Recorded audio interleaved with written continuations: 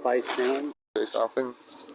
Yeah, I mean, it's recording now. Yeah. So I come from out west and I moved into the city. Well, I actually went to uni and everything like that, but mate, I flunked out of uni because I got a girlfriend at the time, and got the girlfriend saying to me, "Do you want to stay home in bed all day, or do you want to go? Are you going to go to uni tutorials and pracs?" And I went, "I was 19, mate. Yeah. What are you going to do?"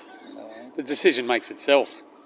Yeah. And then we split up, and I got a job, and I was doing uni full time, and the job said to me, "We want you to stay," and I said, "Yeah, can I do uni part time?" And they said, "Yeah, sure," and I did, and I was making about $20,000 a year or something like this. Is years ago. This is 30 years ago. And anyway, so they said, "Yeah, sure, no worries, you can do it." And anyway, I said, "Listen, mate, I'm probably going to go back to uni full time, so I'm probably going to quit." They gave me like an $8,000 pay rise on the spot, like that. I never went back to uni, mate. After that, like, uni got me the job. The fact that I was in uni got me the job. But then I did courses at work, and as a result of doing those courses, they got me better, higher level jobs. Do you know what I mean? So fuck, uni become redundant to me in my field of university. Other people, you need the piece of paper. You definitely can't get anywhere without the piece of paper. But in my field, it's like the piece of paper. Going to uni was a stepping stone, and then moving from that into a job, and then in the job you go to more jobs and jobs and jobs, and you work your way up. That's how I worked. I often think about whether or not I should go back to university, but mate, fuck, 3 kids, job 3 kids. It's hard, man. And it's not something that I love doing. Doing sort of TV, film, screen work is something I actually enjoy doing, so I make time for it. I don't think I'd go back into an IT degree, mate. That's interesting. Yeah. But yeah, so like I was living out till the early 20s out west. Yeah. Then I got the decent job in the city, mate. I didn't want to commute. I don't know what your commute is for you. It's probably a bus to Manly. Yeah. For me, it was like a car to the station and then a train. It was over an hour commute, which doesn't sound like a lot now, but back then it was fucking murder.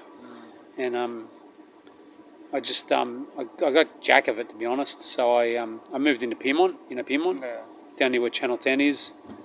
Piemont's a walk. So I was walking over that Piedmont Bridge and straight to work up in the city near the QVB, and it was really good. That was good for a long time. It was good when you were single and you were doing that. Mate, I was going out 4 or 5 nights a week, hanging out, just getting out and going to clubs and pubs.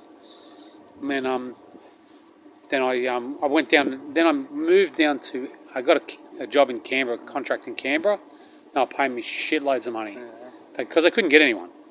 So I got that, but I was commuting up to Sydney on the weekends because honestly I didn't know anyone in Canberra, and Canberra's not the most social of places if you don't know anyone. So I just I jumped in the car, and my mate goes, "Listen, there's a 30th birthday party we've got to go to." I said, "Mate, I'm in fucking Canberra." It was like 2 o'clock in the afternoon. And he goes, "Mate, there's going to be girls there." And I said, "Oh, I don't know." And anyway, so I ended up pulling my finger out and said, "Yeah, I'll come up to it." And then I met my wife at that party. Yeah. And then after that, mate, I did my 6 months down in Canberra, came back up to Sydney, and then her and I moved in together after about a year, sort of separate apartments after a year. And then, mate, I never went to pubs or clubs anymore. I went with her, but like cut it down severely. And then obviously we got married and had kids, and then I moved out of the apartment, mate. I just couldn't do apartment life anymore. I just had to find a house. So yeah, just did that. Yeah. Yeah. What was Canberra like back then? Canberra, I was into sort of like my fitness, and I wasn't into bodybuilding or anything like that, but I like to run, and I like to do a lot of... I used to run around the lake. They had 2 big lakes there. They got Burley Griffin, which is the big one, the one where Parliament House is and everything. They got Lake Ginninderra as well. And I used to go running around both of those. But I was young, mate. This is 20 years ago. It was nice, but again, mate, Saturday night was pretty big. Mooseheads was huge, and saw a lot of Canberra Raiders players there falling down drunk, coming out of pubs, and I was like, fuck, there's no one around to protect these guys. They could get the shit kicked out of them. It was just really bad on a Saturday night. And then Sunday was like country town. There was nothing open, like newsagents and service stations and grocery stores. Everything else was closed. I'm going back 20, 25 years ago, and it was just like, you know, mate, it was honestly, for me personally, other people might love it. It was boring, but I was only like 22 years old, 23. Fuck, it's boring when you're 23. You want to go out and go to cafes, and you want to go for a game of pool and all that kind of stuff. Be young, yeah. So I used to, a lot of times, sometimes I flew back up from Canberra when I had the money, when I could afford it. But a lot of times I drove. I drove up on the Friday night after work, got up to Sydney at about 8 o'clock, and then I'd drive back on Sunday afternoon about 4 o'clock, get back down there at 7. But mate, there was one time I was with the new girlfriend who turned out to be the wife, and we went to Tropfest. You know Tropfest, the movie festival. Anyway, so it's creeping up. It's a Sunday night, because Tropfest used to be on Sunday. It was one of the first ones that they did. We're over in the Domain, and it's like 8:30, 9 o'clock. I'm thinking to myself, how the fuck am I going to get home to work? How am I going to get back to Canberra for work? We end up staying for the whole thing. It finished at about 10:30. I got my girlfriend back to her place at 11 o'clock, and I just kissed her goodnight and said goodbye. I drove back down to Canberra at 11. It was just me and the trucks, mate. I got back down there at 2. I had about 3 or 4 hours sleep, and then I went straight to work. You can do that when you're young. I was a zombie though. It took me 2 days to recover from that. It was terrible. Yeah, but I mean, you know, like Canberra was good because of the cash. Yeah. And then when the 6-month contract ran out, they offered me the same rates as Sydney rates. I said, well, I'm going to go then. I'll see you later. I haven't been to Canberra in ages. But that's why I was curious. My ex-girlfriend was from Canberra, so I was a bit curious about what is it. The thing I like about Canberra is there's a few things. I mean, there is a few things to do. We went down there with a family. Yeah. If you don't want to drive 6 hours to the snow, you can go to what's it called, Corran Forest. Okay. It's fake man-made snow, and it's the bunniest of runs. If you're a decent skier or a decent boarder, you wouldn't go there. Okay. Because it's like that. It's just a slight decline, whatever, slight slope. But if you're just a beginner skier or you want to do tobogganing, it's good. It's right there. It's like 3 hours. It's great. It's like fake snow.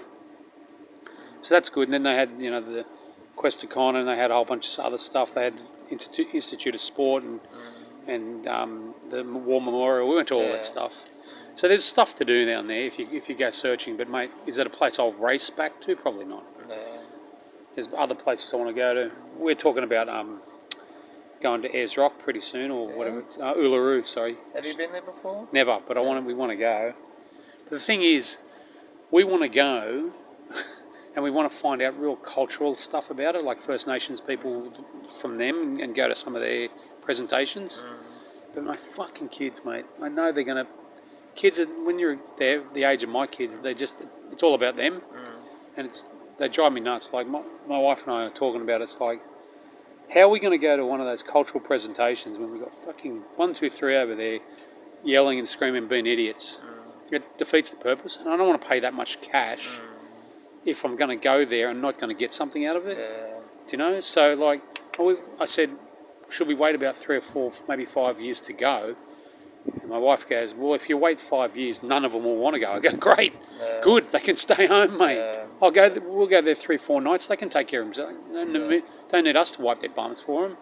So we might do that, because it's an awfully expensive trip to go to and not do the things you want to do. Like, I would be annoyed, you know? Like, I want to see all the real cultural stuff at Uluru and also Alice Springs, you know. If I can't do that, I'll be annoyed. So I think we might hold off, because it's not cheap to get there. So yeah. Have you been that outback before? Anywhere else? Yeah, mate, just rural stuff, like just a little bit of just for films, filming stuff. To be honest, I went to what's that? I shouldn't say.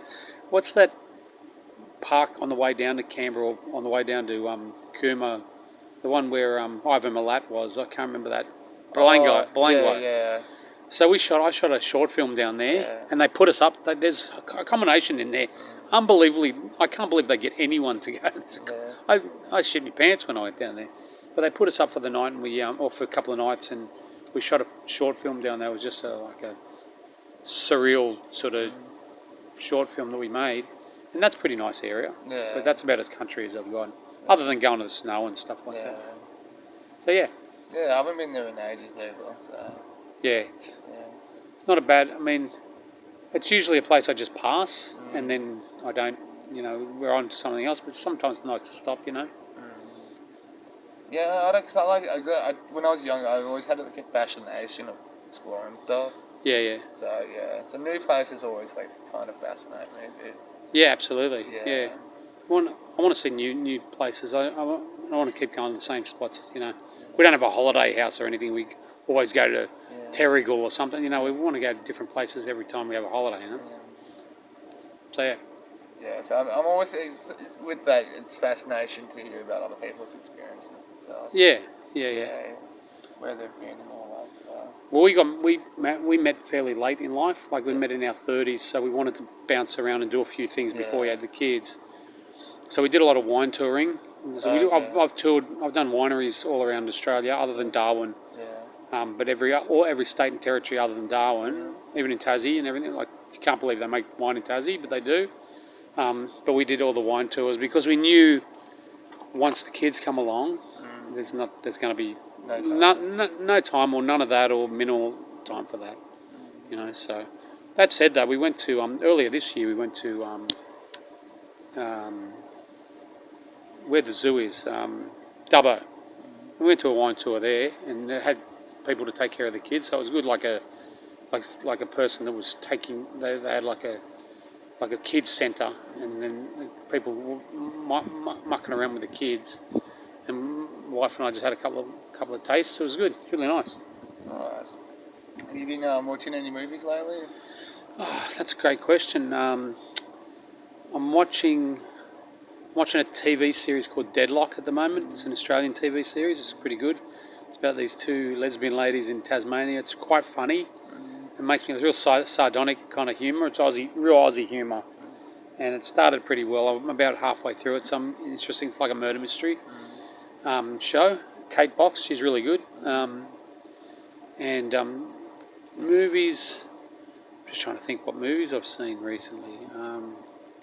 Just trying to think. Yeah, nothing really comes to mind. I watched my mate watched Infinite the other day with Marky Mark. He said it was dog shit. Now, I watched Hypnotic with Ben Affleck. Terrible. Okay. Absolutely terrible. And he'll probably admit that it's terrible too, but it wasn't good. Maybe it's just to keep the cash flow going. Probably, yeah. You got to keep J-Lo in a hot pants, mate. Yeah. Constant supply of spray tan. Yeah. Keep the pay coming in. Yeah.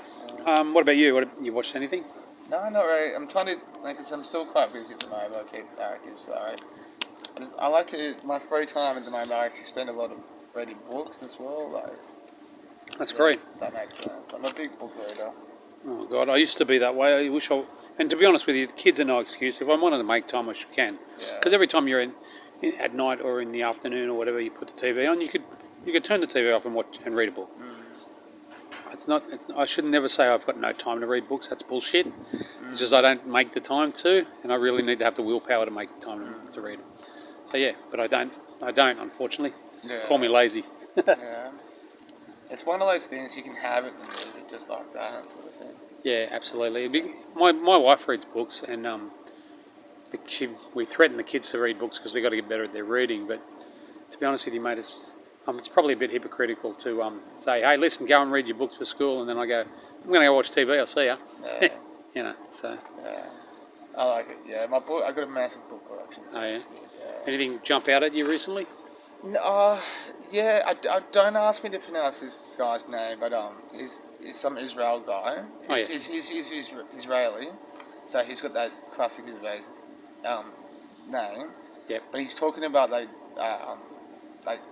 how humanity comes up with concepts and stuff like money and farming and stuff. Oh wow, that's really interesting. Yeah, sort of thing. So. Oh yeah. So I've kind of I've gotten into academics the last few years. So. Wow. It's actually, yeah. So the monetary system, the agricultural system, the industrial revolution, all that kind of stuff. Yeah. Well, that's really interesting. And how it's formed our society now. Yeah, wow. That's crazy.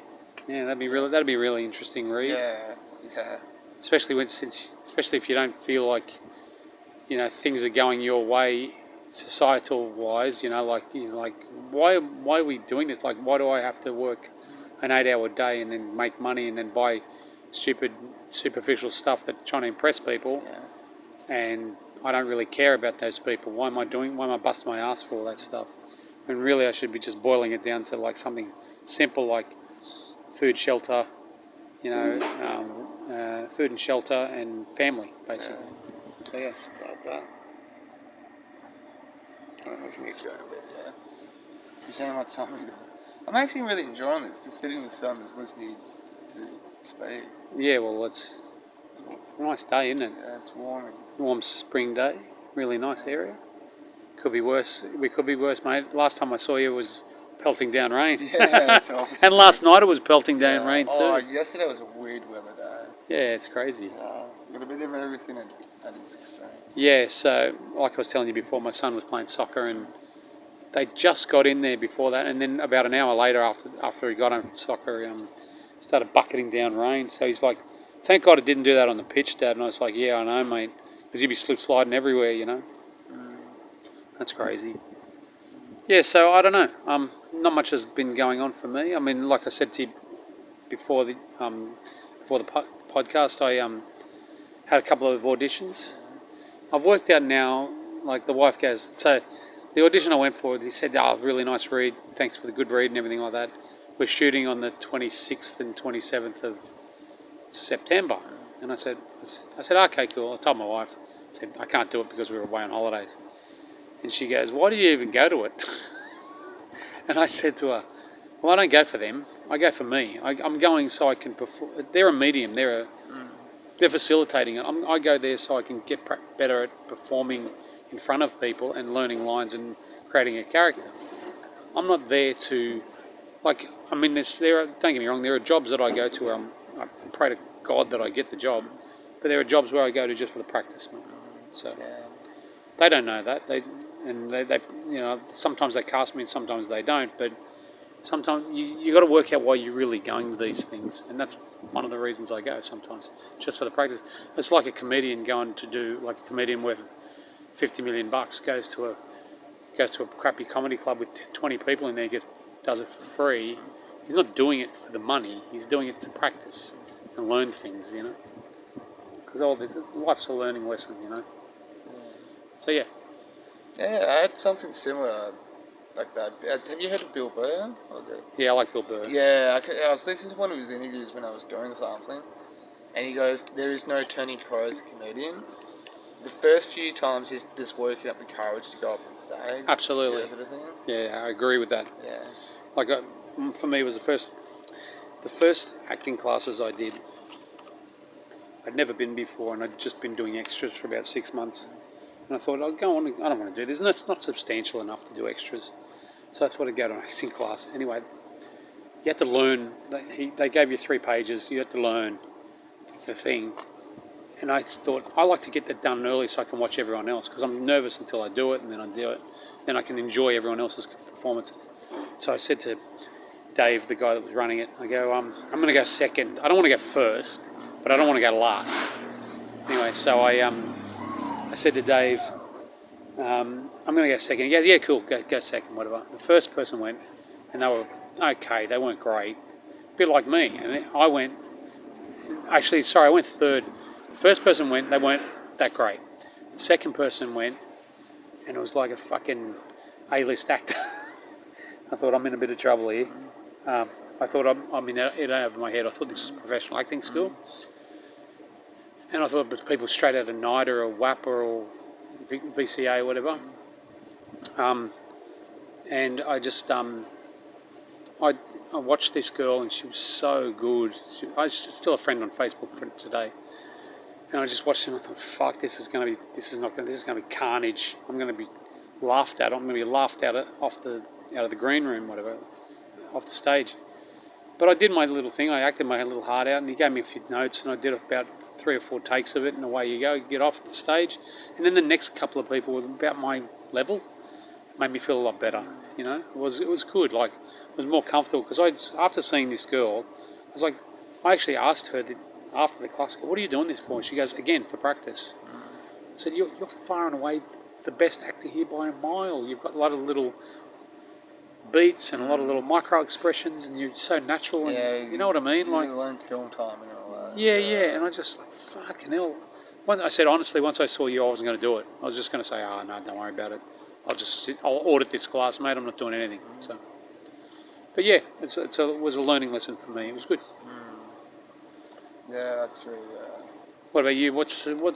Have you ever been? Because I know you do a lot of videography and stuff like that. Have you ever been blown away by a performance, either it be an acting performance or some kind of natural documentary style performance? Have you gone, wow, that person really as a fan or like actually filming, work-wise? Yeah, sometimes too on set. It depends how big the crew is as well. Yeah. I always found it's sometimes when it's a good calming person, they can kind of, when you're around sometimes people that have the calming presence. Yeah. So when it's for me, I get that's probably the most impact on me that I find. Okay. Sort of thing, because you have that softness to it. But sometimes too, just the makeup wise, they have some of the stuff that makeup girls can do is just to see injuries and everything. Yeah. Yeah, they can get. Yeah, it freaks me out. Yeah, I got a couple of photos of me with a big gash on my head, and the makeup girls are really good. Yeah. But you're in the chair for a while though. Yeah, that's the thing. That's another thing that no one tells you until you actually sit there and all that. You gotta. But it's worth it though. It's those photos and videos you get the footage and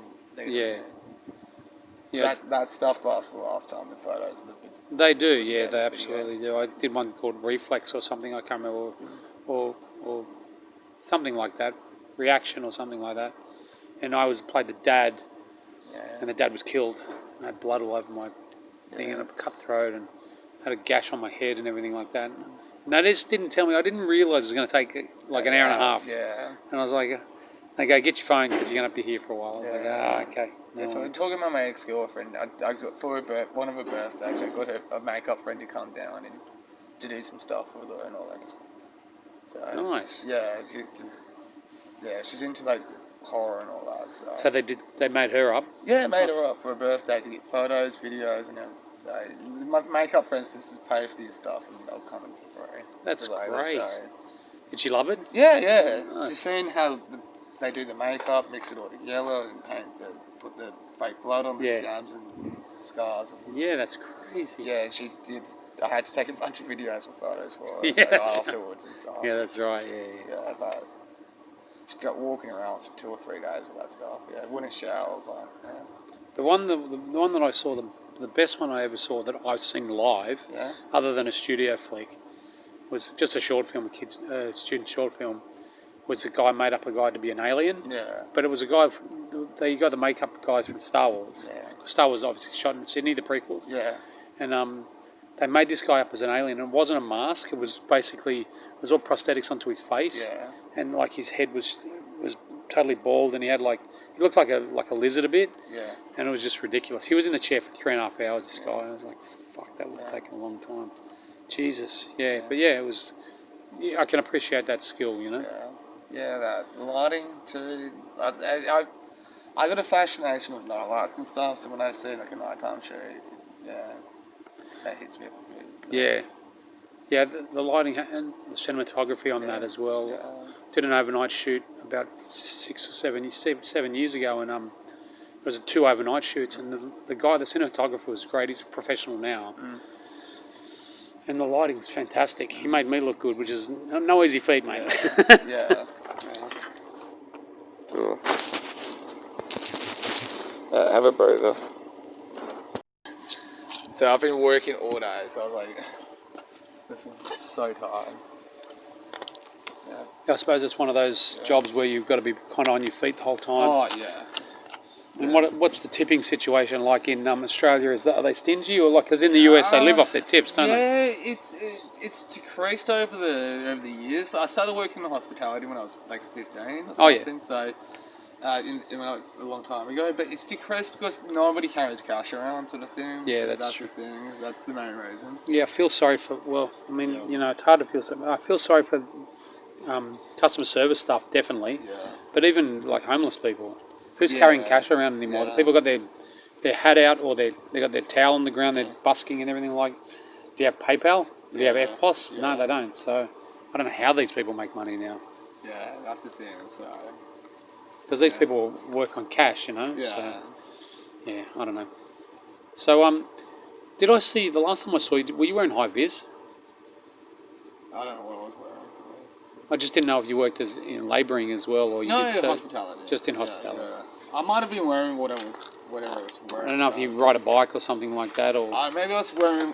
My housemate's working construction, so maybe I was just wearing something for her. Yeah, I thought I remembered, because when you said the other day, a couple of days ago or a week ago, you said I was at the cafe all day, and I was thinking, is he filming at the cafe all day? But now I'm realising you work at the cafe. Yeah.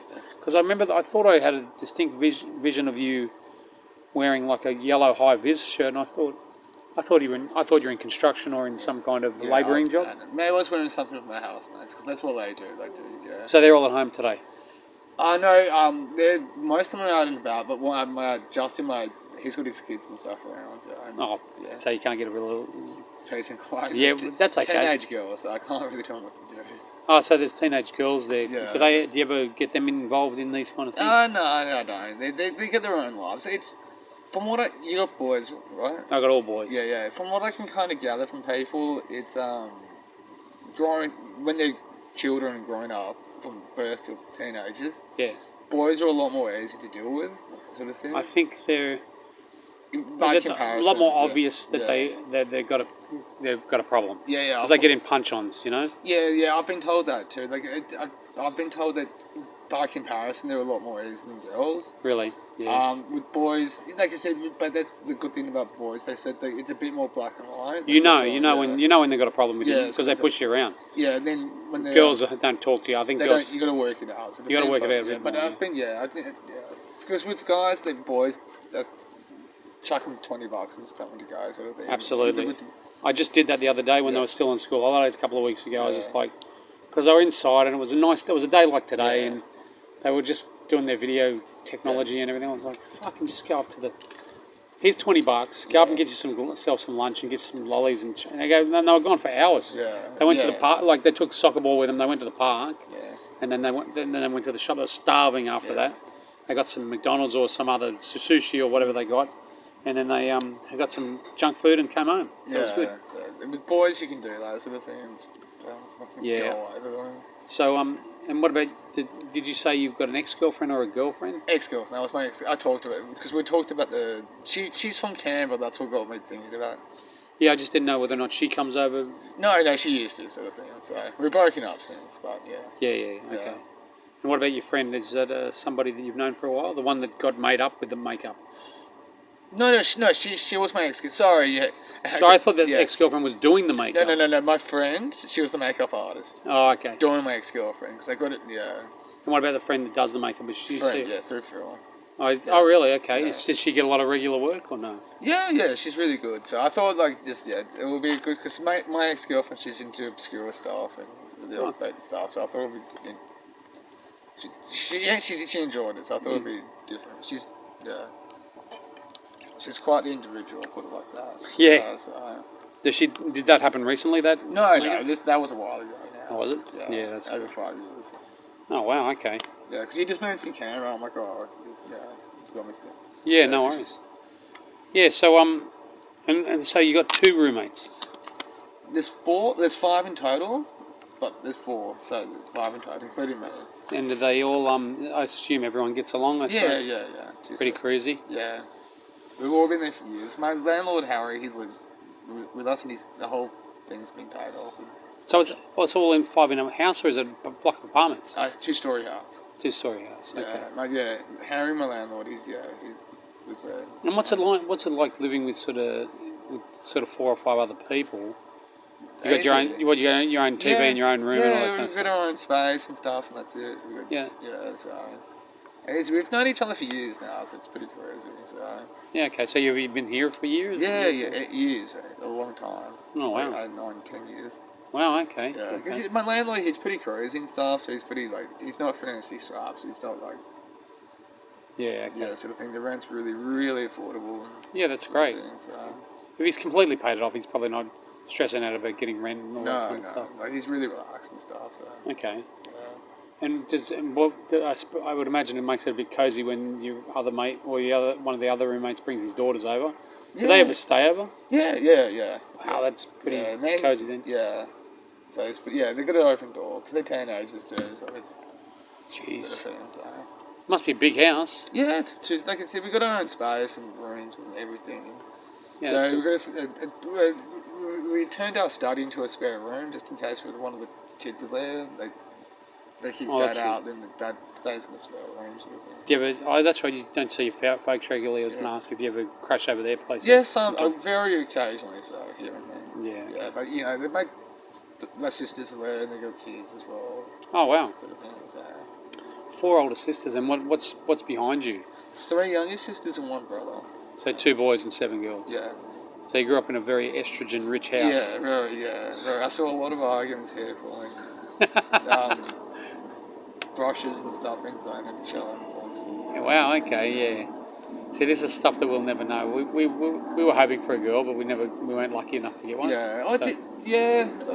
It's both have perks and disadvantages and stuff, sort of thing. From they can tell that when boys tend to hit the adult years, it seems like they haven't fully grown up yet, type of problem, sort of thing. But with women that have that sort of thing, but then you talk to the downside, to the good side to having boys as adults, they seem to, but still continue to live life. Yeah, I was going to ask. But with women, it seems like they're a bit more like, we've got to do this sort of thing. Yeah, they've got to tick boxes. Tick boxes, and because you married kids, job. Have you been enjoying your weekend? No, because it's that. You ask your adult son, so what are you doing for fun? He goes, travelling and this and that sort of thing. So that's.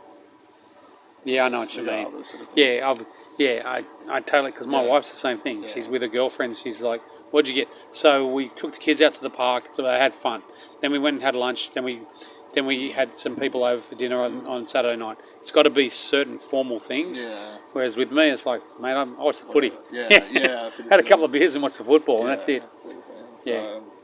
It's regardless what you end up with, it's good and bad stuff about them. Do you reckon your folks always intended to have 9, or they obviously love kids? Yeah, just the way it worked out for them. So like I said, there's a bit of a gap. Age. Like my elder sister's in her 50s and stuff. My brother's like mid-20s.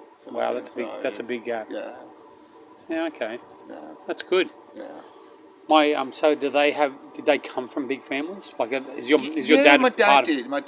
Sort of thing. Yeah, my mum eventually, because her parents divorced and then my remarried. Remarried, and because he remarried, my mum's stepmother had kids already, so she ended up getting an extended family. Next door neighbours are blended. Yeah. They're a blended family. It's a really interesting situation. They're married. The wife had 2 kids to another guy. The husband had 1 child to another guy, and then he's got a stepson to his first wife. It's weird. So he's technically only got 1 biological son. He's got 1 stepson to his first wife and 2 stepsons to his second wife. Yeah. And they all kind of live in there, but they're not. They're in and out, mate. They're not. Yeah. No one lives there 7 days a week. Okay. They're like at their dad's for 2 or 3 days a week, because they got 16s and 14s, and I think one of them's 18, and then there's the oldest one's 23. He goes and does whatever he wants, mate. He won't. I don't reckon he's going to be there too much longer. He's probably going to be. See you later. Yeah, because mate. When you're 23, you don't want to be around a whole bunch of kids. Yeah, and you don't want your parents to be looking like, what are you up to, sort of thing. Don't forget to take your jumper. It might be cold. Yeah. I'm 23. I think I can judge the weather, mate. So. Yeah, but it's also that freedom. Like, if you forget, it's fine. Okay, dude, your problem, sort of thing. Yeah, that's right. Have that sort of. I remember when I first moved out, it was like that. It was I was a bit, I'm like 22 or something like that, and I remember the first night I was out, I was just worried because I wasn't near my folks anymore. It's just natural. But mate, I got over that within. I think I had one night where I was a bit nervous and stuff. The next night, my mates were like, "Let's go to the pub." Yeah. Because you can do that. Yeah, just walk out without worry. Yeah. And it's like, oh yeah. And if I want to stay out till 2 a.m, I can. You know, you don't have to no one's looking yourself, for. No one's looking for me. Yeah. Yeah. It's, I tell people, my younger cousins, that's mum's always going to treat you like a child, regardless. yeah. I've heard, I've worked with like some hospitality attracts all sorts of people, different ages, and some of the young people go, "Oh, mate, my mum's still. What were you doing last night?" Yeah. I'm like, dude, your mum's going to treat you like that for the rest of your life. She does. I'm 50 very soon, and I'm going to be. My mum still calls me and says, "Is everything okay? How are you? Are you all right? You eating?" I'm like, "Yeah, I'm eating. Of course, I'm eating." Yeah. You know, I haven't lived with you for 30 years. You know, that type of thing. Yeah. Right. Yeah. Mums will be wrong. Yeah, that's right. Oh, fuck, that went quick. Alright, it's 3 o'clock. So, yeah, thanks a lot.